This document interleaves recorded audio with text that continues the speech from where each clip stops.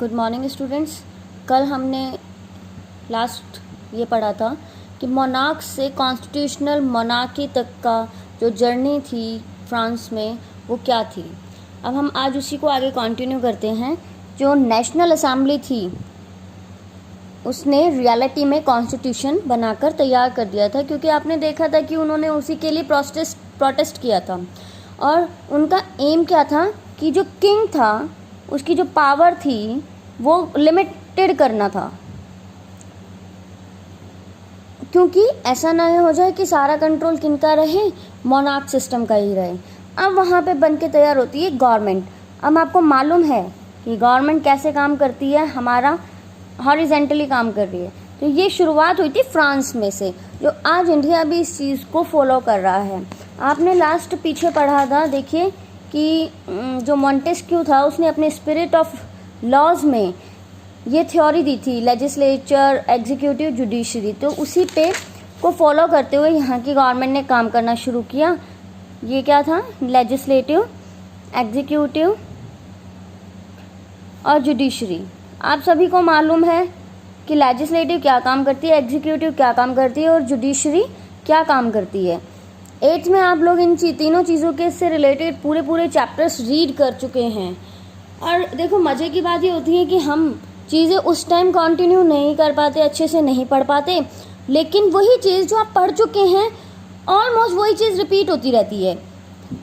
8th में आपने पढ़ा था, आपने बहुत हल्के में लिया, लेकिन फिर अब 9th में देखो हिस्ट्री में भी एक छोटा सा पार्ट है इसका, सिविक्स में आपके पूरे चैप्टर हैं इससे रिलेटेड, और 9th में भी हम इसके बारे में डिस्कस करेंगे। अब काम क्या क्या होता है मैं थोड़ा सा शॉर्ट में बता देती हूँ। लेजिस्लेटिव जो होता है हमारा वो काम करती है, जैसे इंडिया का पार्लियामेंट काम करता है, जो रूल्स को बनाता है, जैसे इंडिया का पार्लियामेंट। एग्जीक्यूटिव क्या काम करती हैं, ये सब देखते हैं कि जो रूल्स बने हैं वो पूरी तरीके से हर कोई फॉलो कर रहा है या नहीं। हम इसमें एग्जांपल ले लेते हैं, जैसे हमारी IAS ऑफिसर्स वगैरह हो गए, ट्रैफिक पुलिस हो गई।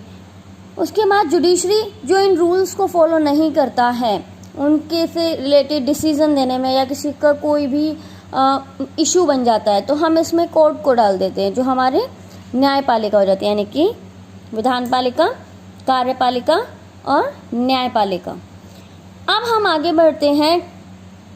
ये आते कैसे हैं, ऑब्वियस है ना कि इलेक्शन वगैरह होते हैं, पूरा प्रोसीजर होता है। फ्रांस की 23 मिलियन पॉपुलेशन में से 4 मिलियन पीपल ही वोट कर पाते हैं।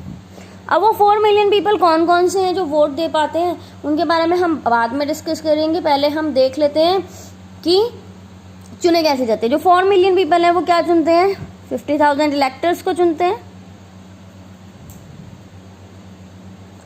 और एक जज।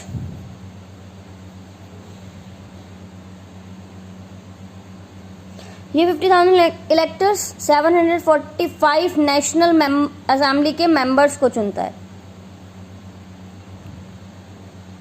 जो वोटिंग के थ्रू चुने जाते हैं।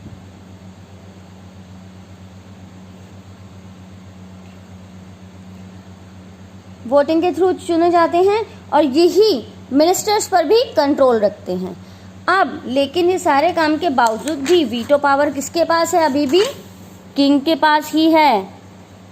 वीटो पावर किसके पास है, किंग के पास। और किंग कौन है, हमारा लुई 16। फ्रांस में के सिटीजन्स जो थे, देखो यहाँ पे हमने सिटीजन्स का नाम नहीं लिया कि सिटीजन्स ने नेशनल असेंबली के मेंबर्स को चूज करा है, लेकिन इनडायरेक्टली फ्रांस के सिटीजन्स जो हैं वो नेशनल असेंबली के मेंबर्स को चूज करते हैं।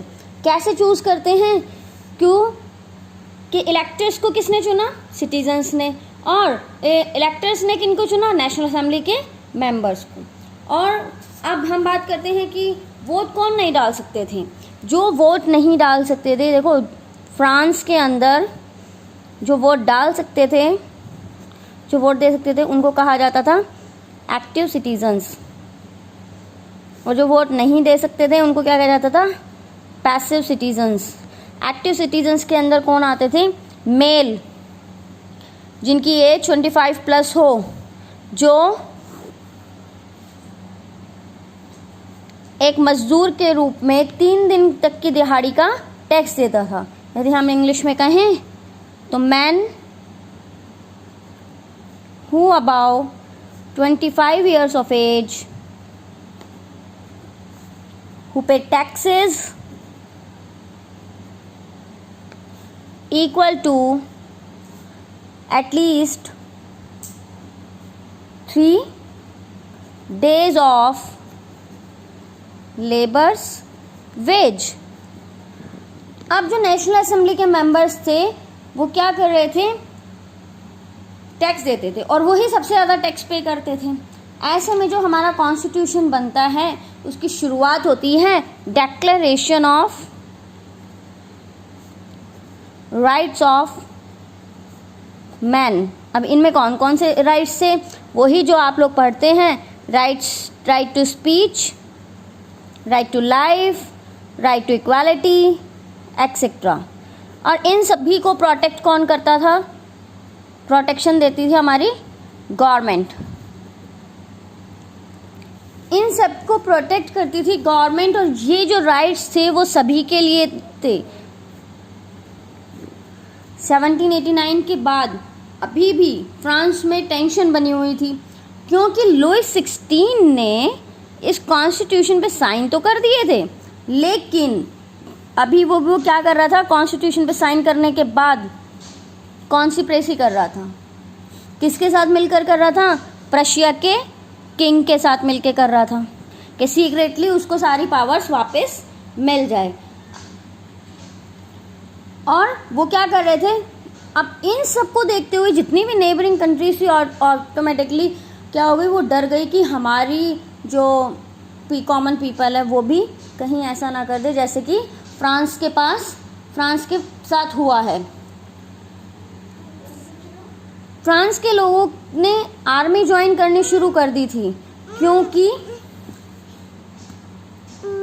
फ्रांस के लोगों ने आर्मी ज्वाइन करनी शुरू कर दी क्यों, वहाँ पे बैटल की कंडीशन आ गई थी। और बैटल किन के बीच में होने लग रही थी, कॉमन पीपल और किंग के बीच में बैटल होने लगी थी, कॉमन पीपल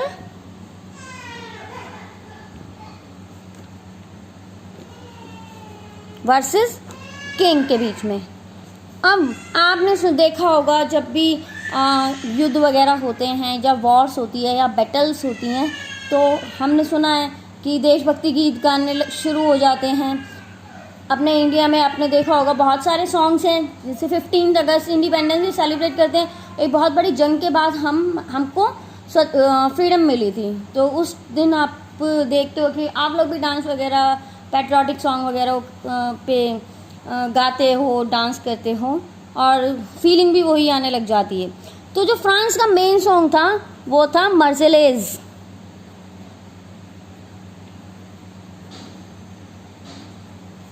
ये इसका मेन सॉन्ग था। और ये क्यों, क्योंकि जो मर्साइल्स थे, बहुत सारे लोग कहाँ आए थे, पेरिस में आए थे। किस लिए आए थे, ज्वाइन फॉर आर्मी।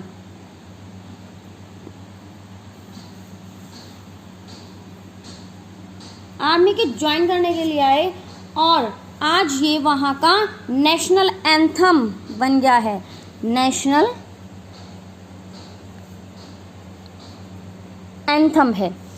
अब वॉर से क्या होता है, हम वहीं उसी कंडीशन में आ जाते हैं जहाँ से हमने शुरुआत करी थी कि वॉर से इकोनॉमी है वो वापस डाउन चली गई।